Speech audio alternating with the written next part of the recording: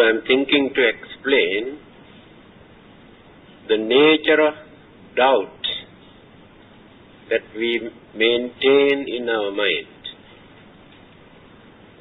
How many kinds of doubts we have about our religious way of life. Because we cannot understand many things. But that is the nature of religion. Every religion, not only Buddhism. If people can understand these things very easily, they never take seriously. Even scientific subjects, after studying and observing and investigating, when they realize there's no value, realized already. So religious subjects that we are talking about, we can talk, we can study, we can think forever throughout our life. Still, we never get the clear picture. Now, this is the nature of religion. We create our own concept, or if not imaginations, a little bit of knowledge to appreciate until we attain the highest stage of perfection, or Arahanta, or the Buddha.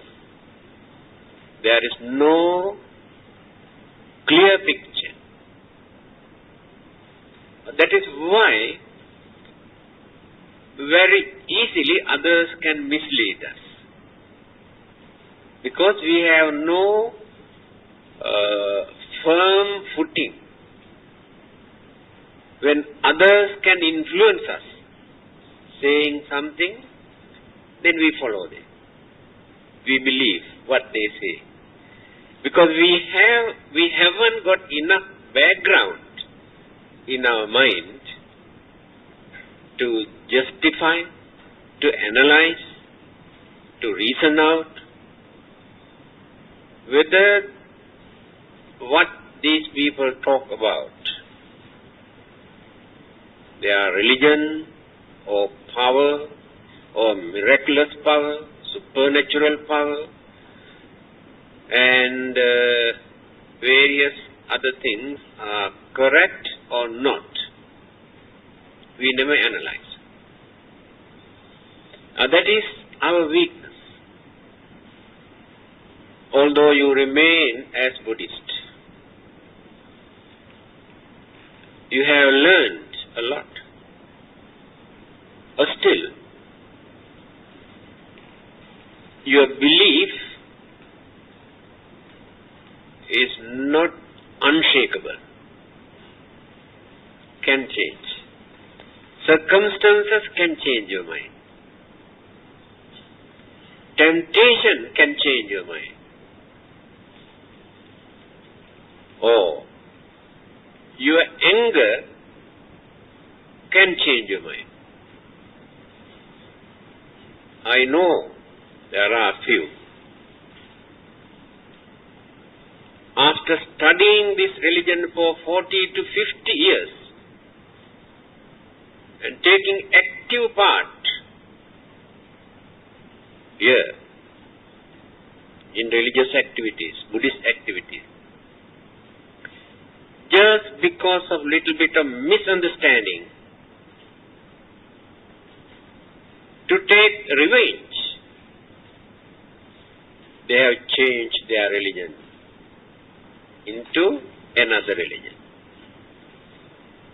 When you analyze this, you can understand the nature of human mind,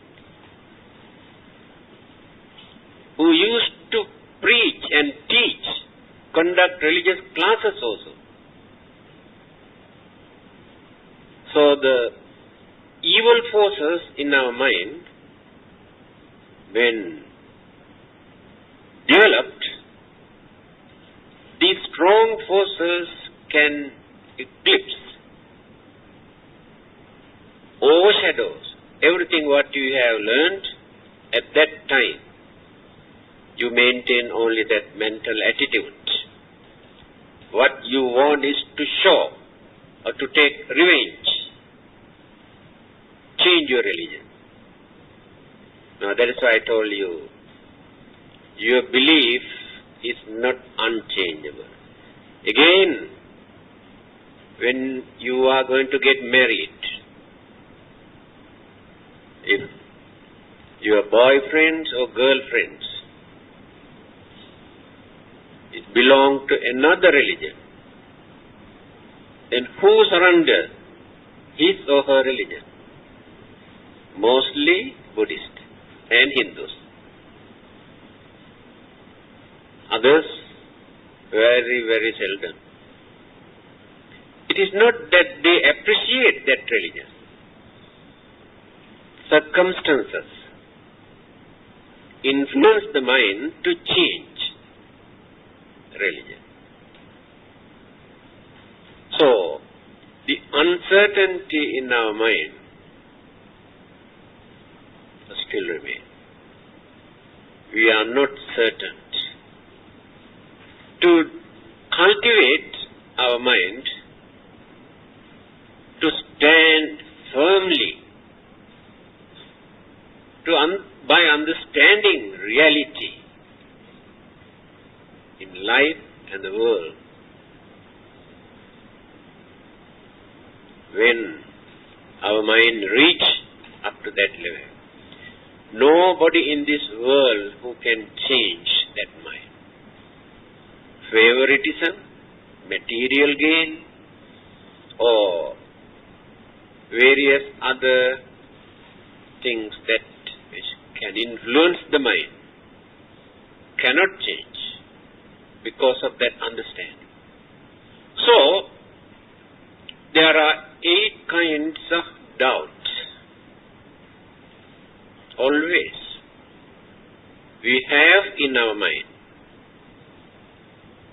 After learning the whole Tripitaka, the teaching of the Buddha, after studying philosophy or psychology and various aspects in Buddhism, after studying Theravada and Mahayana and Vajrayana and all religious denominations, but still you maintain certain doubts in your mind regarding these 8 items. That means there are certain dark corners in your mind.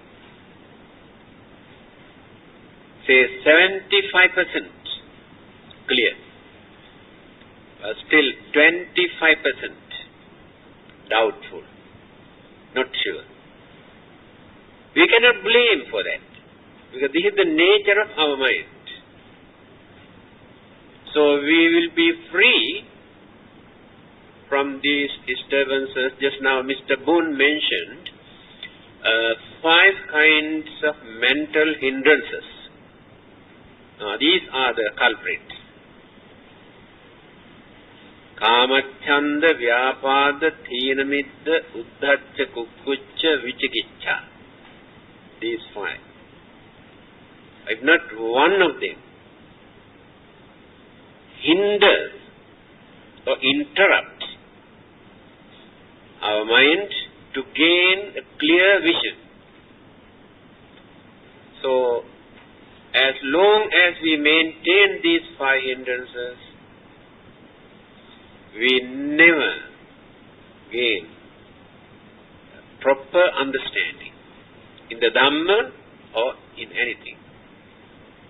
So these are the 8. These are very simple. Even then, when we analyze, we can understand that it is true.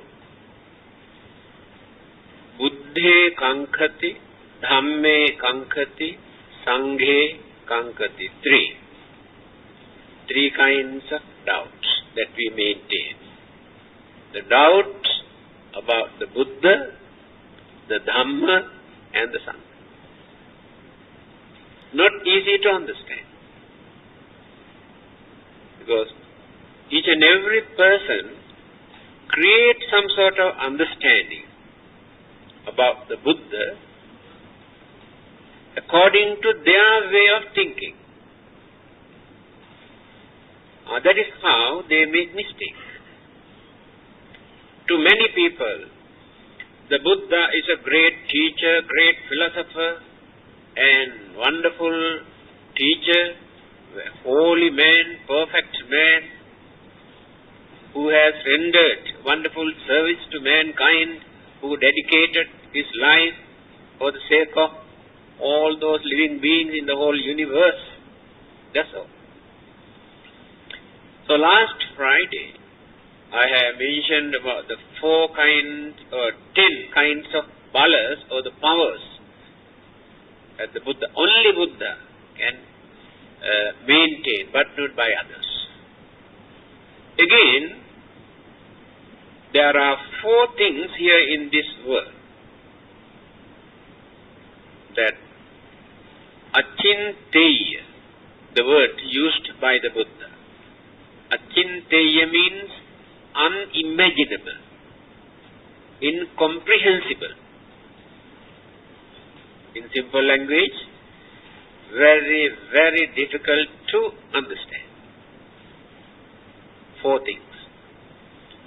The first item is the Buddha. Here the Buddha means not that person, Siddhartha Gautama, who renounced the world and became monks, and after that he gained his wisdom, and after serving for 45 years and he passed away. Not that person. He is not the Buddha. That is a physical body. We can understand. History explains about his family background, his parents, his wife, his child, and everything, and how he spent his life. That is not the Buddha. Here the Buddha means the nature of his enlightenment. Again, this word enlightenment we use very loosely in many religious books. Especially in Zen Buddhism, they always use this word, enlightened. If somebody come and ask a question, then the master gives very subtle answer. This is the nature of Zen. By thinking in normal way, we cannot get the answer. Very subtle way, he gives the answer. But after analyzing and analyzing and analyzing, when he realized the answer, then he said, oh, now he is enlightened. Here enlightened means he realized only that particular item. So when we give a talk, people always say, oh, you gave very enlightening talk. That is the nature of enlightenment. So the Buddha's enlightenment we should not introduce in that way. That is what we cannot understand. Why it is difficult to understand? Usually, people believe that when a founder of a religion revealed something, a doctrine or religious principles, they believe that this message was given by divine authorities, divine agents. In simple language, he received this message from heaven. This is the common belief. Anything that ordinary people cannot understand, Then they say, oh, this might have come down from heaven. So they have never learned to give credit to human intelligence. When you study all those existing religions for the last 2,000 to 3,000 years in this world, no religion has ever given that credit to man's intelligence. That means human beings never had the chance to use their intelligence. They were taught that you cannot understand. Then they stop thinking. You understand? They never think. The Buddha was the only religious teacher in this world who gave this opportunity for us to think freely. Then people realized, yes, we also got intelligence. We also can understand many things. But we have not cultivated. So he paved the way for us to think and understand without depending on divine message or supernatural power. Human intelligence. So the nature of enlightenment of the Buddha was cultivated, developed on this earth, not planted in heaven. Remember this. Cultivated here on this earth by a human mind, not by a divine mind. So people cannot understand how can he gain this enlightenment without any divine message, divine inspiration, so guidance. In fact, he has explained this very clearly. How he gained, I think you have heard, but better to repeat, because I know the nature of your memory. What I preached last Friday, today you cannot remember. So I repeat. Abhinyayang abhinyatang bhave tabbancha bhavitang pahatabbang pahinang me tasma buddhosmi brahmana. Here, the definitions of the Buddha or the enlightenment. Abhinyayang abhinyatang. If there is anything in this world, not only on this earth, the whole universe, for me to understand,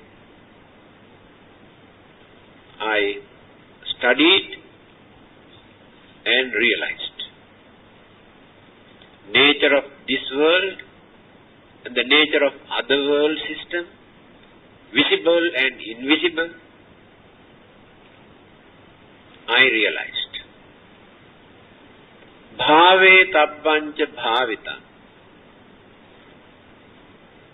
If there is any good thing in this world, such as the virtues, morals, ethics, noble way of life, all the good principles, I have practiced and cultivated and strengthened and developed my mind.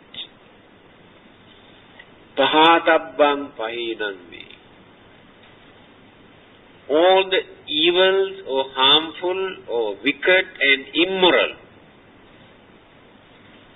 beliefs and practices that human beings maintained in their mind, I have eradicated completely, no more in my mind. Now only three qualities are here. He says, what are those three? First thing, I realized the reality in this universe. Then people can ask, how did he realize? Well, he realized by studying, observing, thinking, analyzing, experiencing. Not as a theory, not as a philosophy, through his own experience. Then he realized that it is true. Then all the good qualities. What are those good qualities? Some of them. Truthfulness, or honesty, or sincerity. Cultivated. Kindness or compassion or sympathy. Cultivated. Then patience and tolerance developed. Generosity practiced and developed. These are the good qualities and the virtues that he cultivated. Pahatabbang pahinan me. What are the evil forces that he has eradicated? He completely eradicated his selfishness, selfish ideas, egoism, and no cruelty or cunningness in his mind, and no craving for worldly pleasures, or anger or jealousy, completely eradicated. Because of this, worries, miseries, fear, suspicion never appears in his mind. Then the mind is completely free from all the dirty things that we are nurturing in our mind. Every day we are going on developing, cultivating, nurturing all these things. Now how can we gain enlightenment? Then we ask, how did the Buddha gain enlightenment? Because we think that his mind also just like our mind. He also got all those things, selfish ideas, jealousy, cunningness, stupid ideas. Then how can he gain enlightenment? This is our problem. So he emptied his mind completely from these dirt and rubbish. That is why we regard him as a holy man, perfect, or sacred religious teacher. That is why we kneel down and worship and respect. Not because he is a very powerful man in this world. We don't worship him by thinking in that way. Not because thinking that he may punish us, or to bribe him by worshipping and praising and offering. Not for that. Buddha is not ready for all those things. This is the nature of Buddha. Because we have learned to appreciate him for achieving that highest achievement in this world, which we cannot even imagine how he gained it and what it is. But don't think simply by praying and worshipping we also can get it. He cannot transfer. Just like transference of merit. He cannot transfer this enlightenment to us. But by following the method practiced by him, Just now Mr. Boone mentioned 10 perfections, 10 paramitas that he practiced to reduce all his human weaknesses. So we have lots of human weaknesses. We can do a lot of good things, meritorious deeds, but human weaknesses are there. That is why when we are going to do some religious services, also we get angry, we have jealousy, we harbor all sort of things and criticize and accuse and blames and misunderstanding. These are the weaknesses. We cannot get rid of this. How many people can maintain or perform a religious function without creating misunderstanding, argument, jealousy, without passing remarks? Anyway, one day we had to get rid of them, because these are the nuisance mental attitude and difficulties we have to come across, face our lot of problems. So, the doubt about the Buddha's nature of enlightenment always remains in our mind. But we have learned at least something to appreciate and to come and pay respect. That means we realized something in him. Otherwise we never bow down, never respect him. That is not enough. We had to continue, think more and more. So this doubt always remains. But you should not get fed up thinking that you cannot understand. The next item is the doubt that we maintain about the Dhamma. Still, many people do not know what this Dhamma is. Because all the other religions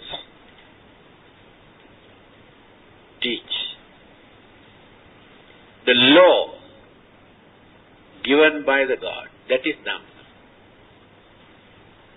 But here the way of the Buddha's interpretation differ. It is not a law given by somebody, by supernatural living beings or the Buddha. And law is not created by another person. There is nobody in this world who can create this Dhamma we introduce as religious law. But all the others, given by the God. Take one example, then you can understand very easily. They say, thou shalt not kill. Now, it is a law. A law given by the God that you should not kill. Now, to them it is a law. To us there is no law. Because people knew that it is wrong even before this message come down from heaven. Don't know how many thousands of years ago they realized this killing is bad. So it is not a law given by another person. This simple example is enough for you to understand the nature of the Dhamma. Again, I have repeated this more than 100 times, I think. But he says, when another person come and try to kill you, how do you feel? Is it necessary for you to get any message from heaven to understand, to express your feeling at that time? Why it is bad? Or is it necessary for another religious teacher to introduce this as a law? Now you can understand why it is bad. according to your feeling, your experience. This is the nature of Dhamma. We have to analyze in this way. Then, the teacher who has revealed this Dhamma or this truth is also not exempted, not free from the effect of this Dhamma. That is the beauty. Can you understand this? The Buddha had to suffer from various kinds of sicknesses. Then he said, do you know why I had to suffer? Why I am suffering from this particular sickness? During one of my previous births, I have committed this. I have done this bad act. It was hidden bad karma. Within this lifetime, get the chance, fruition, this karma. This is the effect of that karma. That is why I told you the Buddha is not exempted. Then what about us? So when he was suffering from severe pain, he told, I can subdue, control my pain by using my enlightenment and psychic power. But it is not natural. It is artificial. If I do that, I go against the nature, against the Dharma. Why? Anything that which come into existence as component things, combinations of elements and energies, is subject to this. That is Dharma. No one is free. Pain, pleasure, both. Sicknesses, happiness, unhappiness. Then, this is Dharma. There is nobody to create this, nobody to stop this. This is Dhamma, this is natural. So when he was very old, nearly 80 years old, and he explained to his disciple,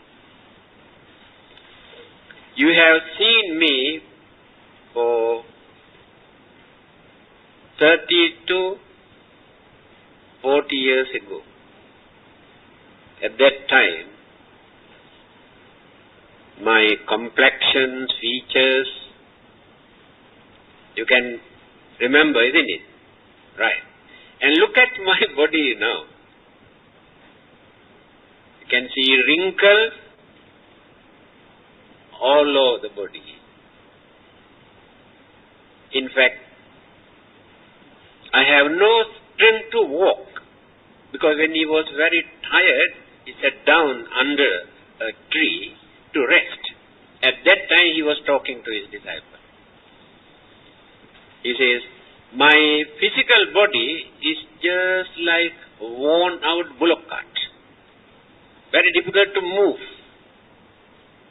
Another example, a few days ago, my photo appears in the State Times.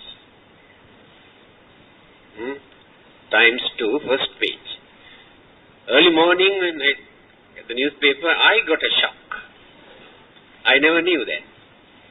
The peculiar thing is, under my photo, word cremation is there.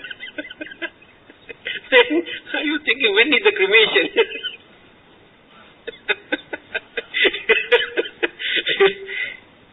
Then the photo looked very funny. Many people telephoned, come and ask, why did you give such young photo on a newspaper? People cannot even recognize. I say, I had no idea whatsoever, because this photo was in their file, in the State Times. 31 years ago, the photo. No one can stop. So whatever vitamin you take, you cannot change. Dhamma. So no need to read any books to understand the Dhamma. Think and analyze in this way. Again, we develop our attachments and craving and selfishness and create enormous troubles, harbor jealousy for our living and survival and pleasure to gain something. Then fightings and quarrelings and accusing, blaming. We live for a few years. After that, suddenly die. We never think that we had to live only for a few years. And why should I misuse and abuse my life? To disturb others, to bluff others for my living and for my pleasure. Why can't I adjust my way of life to lead simple or humble, reasonable or harmless life? Then I can die peacefully without worrying. But after working, earning, enjoying and fighting, quarreling, when we are going to die, we worry and cry. Then what is the purpose of this life? When we analyze in that way, that is Dharma. And see, the easiest way for us to understand the Dharma. Now you can understand. It is not very difficult. But the problem is how this Dharma and this Karma function. Who handle it and who manipulate it. That is the problem. The reason is the common belief again. There is a God who maintains, who plans, who punish and reward, handle everything. Then you can understand whether it is true or not. You can understand that. Because here on this earth you can see there must be somebody to handle. But here there is nothing for anybody to handle. This is nature, this is dharma, this is phenomenon. No one can handle it. No one can change it. Just now I told you, the teacher who realized this Dhamma and revealed to us what it is, also had to face the effects or the consequences of having this physical body. That is not the Buddha. Physical body had to suffer, but Buddha never suffered. So in simple language, Dhamma means understanding the nature of things that which exist, whether matters or energies or visible or invisible things or cosmic energies. So if we can understand these things, that is called understanding of the Dhamma. But we have a lot of doubt, just now I mentioned, because we believe there must be somebody to handle this. Not so easy for us to get rid of this doubt, to understand this. And the other one is Sangha. Sangha means the holy order of the Buddha, ordained by the Buddha. First time in religious history, the well-established, the order of the monks was introduced to this world by the Buddha. Earlier, they never had any order, any system, any disciplinary code.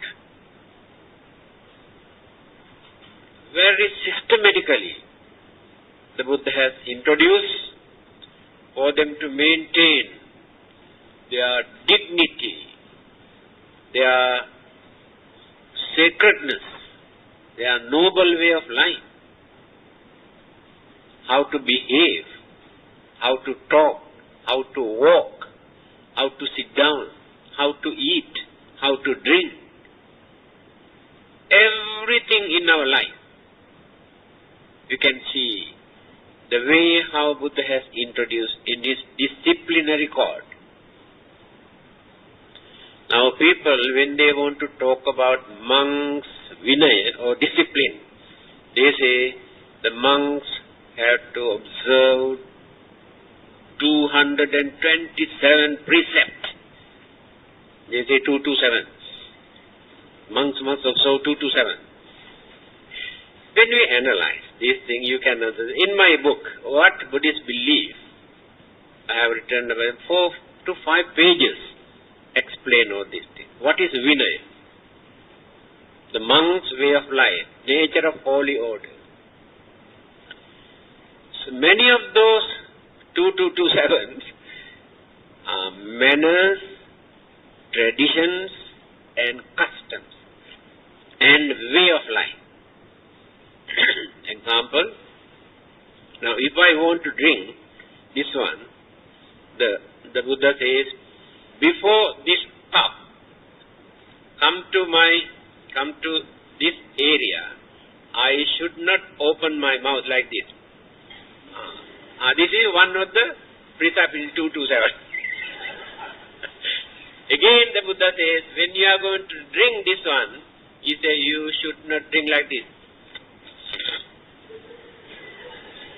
Don't make noise. But Chinese cannot take soup, They must make noise, otherwise no taste.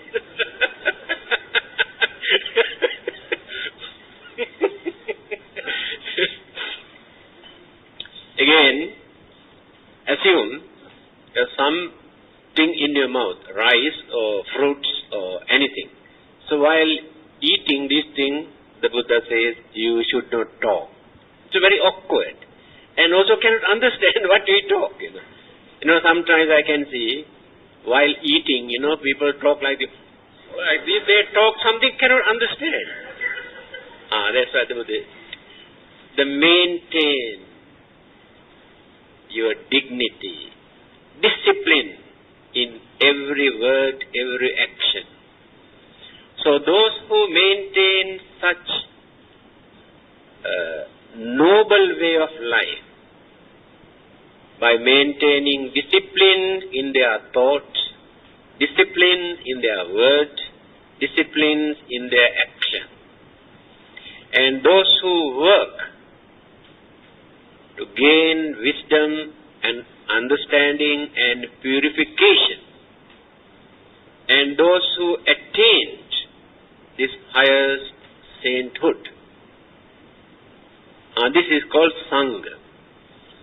Then divide into 2. Arya Sangha and Sammuti Sangha. 2.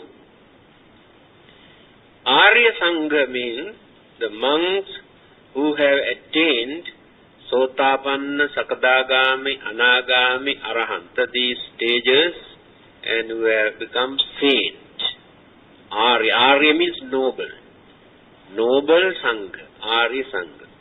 Now when you recite Supatipanno, Bhagavato, Sāvaka Sangha, you explain all the good qualities of those Arya Sangha, noble Sangha who attain that higher stage. Then the Sammuti Sangha, or ordinary monks who are struggling, working to train themselves at the same time to serve others. Understand? But still, they have their human weaknesses. Although they are not very cruel, very dangerous and harmful, still, certain good qualities you can see missing in them, like honesty, kindness, patience. These qualities very seldom you can see in them, but take time for them to cultivate. Usually, those who meditate in the jungle for their mental purity and purification, peace and calmness and bliss and happiness, people like to worship them and offer dana to them and follow them. Because they stay in the jungle, they try to train their mind. But those monks who live in the society with these people, working with them, in spite of various disturbances, criticisms, accusations, day and night, doing some service to them, attending to their funerals and sicknesses and problems and troubles and educations and teachings and preaching. To them, these monks are not very good, not very holy. This is general belief. But when these people are in troubles and difficulty, they have worries and sicknesses, they come to these monks, please help, we are in trouble. Please bless, please attend our funeral. To me, those who have courage and knowledge and patience and understanding to work with such people who condemn and accuse and criticize and create all sorts of troubles and disturbances, if they can overcome with all those difficulties and work with them, to me they are more holy, more religious, more usable, more serviceable. But in the jungle there is nobody to disturb them, only monkeys and pythons. To irritate them, provoke them, disturb them, criticize them, nobody. They can close their eyes and sit down for years, nobody to disturb them. Here if we sit down for 15 minutes, how many people come and disturb? How many telephone calls come? Irritating. But we must have courage, knowledge, understanding to face them. This is the way how we have to train ourselves. There must be some obstructions, hindrances for us to train ourselves. So Sangha means those who work for the benefit of others. The first missionaries trained by the Buddha, 60 of them, he advised, go forth and work for the benefit and welfare and happiness of others. This is the mission. They work for the others, to educate. Because some people ask, why should we feed them? Why should we provide food for them? Why can't they go out and work? Why should we respect them, worship them? They are also human beings just like us. These are the things that always work in our mind. So we must know how to appreciate services. Not only services.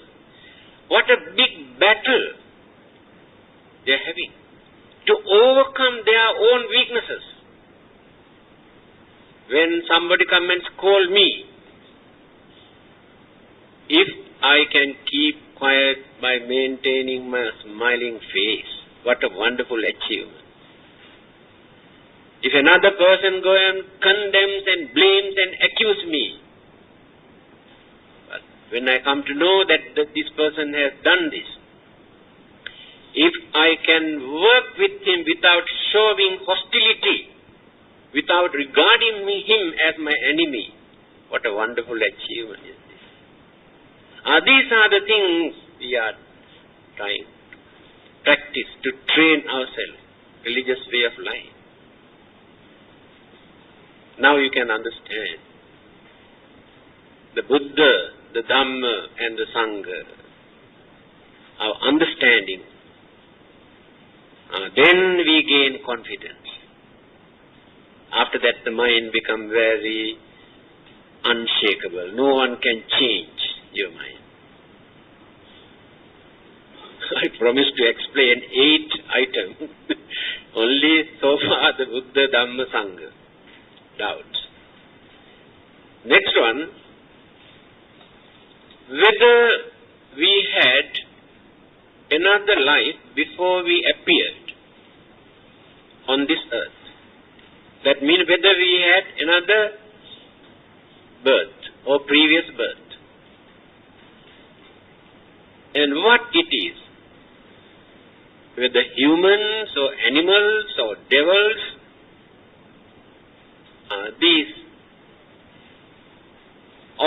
these doubts interrupt our understanding. We cannot understand at once where we were, how we came to this world, and why we are here.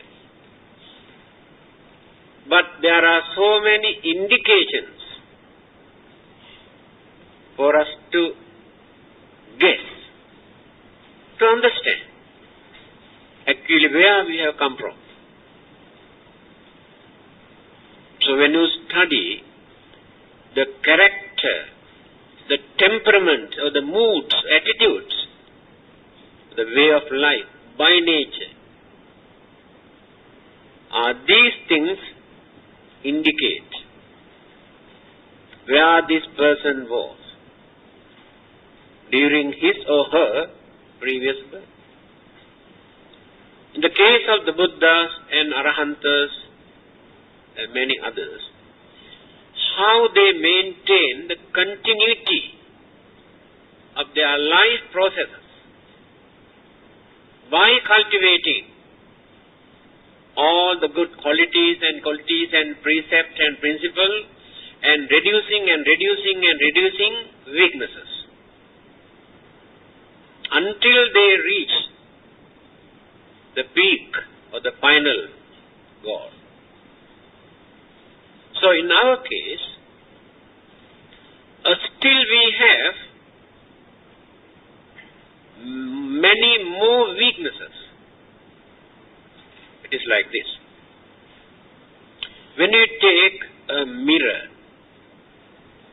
exposed,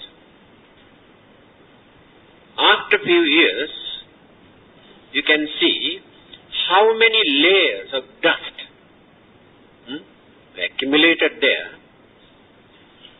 Then you cannot see anything. Then you want to cleanse this mirror. So when you remove all the dots clearly, then you can see your face there. So what is happening to us? The rubbish that we have accumulated life after life completely covered the lens of our mind. You understand? We try to see things, cannot see because the lens are dirty. So what we are doing now, through these religious precepts and practices and noble way of life, we try to cleanse, cut down those dirts from the lens of our mind. Then we can see where we were. But not very important. Why? Why do you want to dig out all the rubbish? Not necessary. Only advantage is this. Now, if we suffer in various ways, then suddenly we came to know where we were and what we have done during our previous birth. So I am suffering today because of those activities, bad activities. Now, these good lessons to shape, to mold our future life. Again, some others gain everything what they want without working. Very easily, they gain everything, more than enough thing. Nobody knows why they gain. They say good luck. There is no such thing as good luck.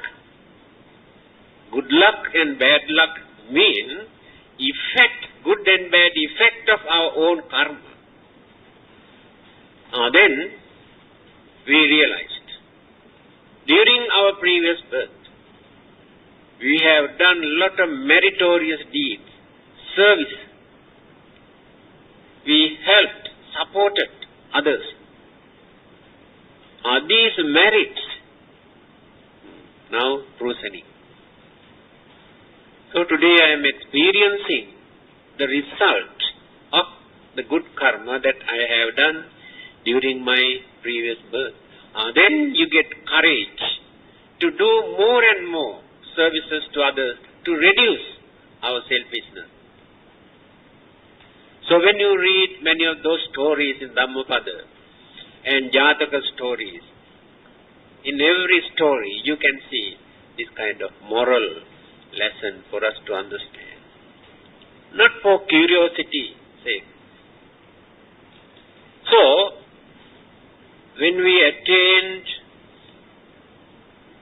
Sotapanna, Sakadagami, Anagami, before we attain Arahanta, also we can get or recall where we were, our previous births. And there are many cases today. Suddenly some people remember only one previous birth, mostly children. That is due to their mental faculties, formations of their mental faculties, and how they maintain their memories. That is memory. But in our case, we have lost this memory completely. So we can get it back after attaining third stage of sainthood or arahanta. 9:30. I think better to stop. So next Friday there will be a special talk here by a Thai monk who is conducting a meditation class in PJ Temple. I understand he is an English educated monk. So he is going to talk on meditation. It's coming Friday.